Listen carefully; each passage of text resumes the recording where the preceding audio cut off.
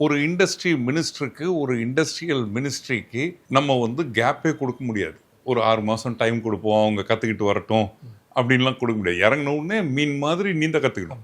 ஏன்னா திமிங்கலங்கள் இருக்கக்கூடிய கடல் அது. ஸோ இந்த ஒரு 20 நாட்களில் அமைச்சர் கீர்த்தனா அவர்கள் உடனடியாக அவர்கள் பண்ணியிருக்க வேண்டியது என்ன அப்படின்னு நம்ம பார்க்கலாம். ஸோ நான் புதுசாக வந்திருக்கேன், புது செக்ரட்டரி புதுசாக இருக்காங்க. புரிஞ்சுக்கிறதுன்றது ஒன்று. என்ன புரிஞ்சுக்கிறது?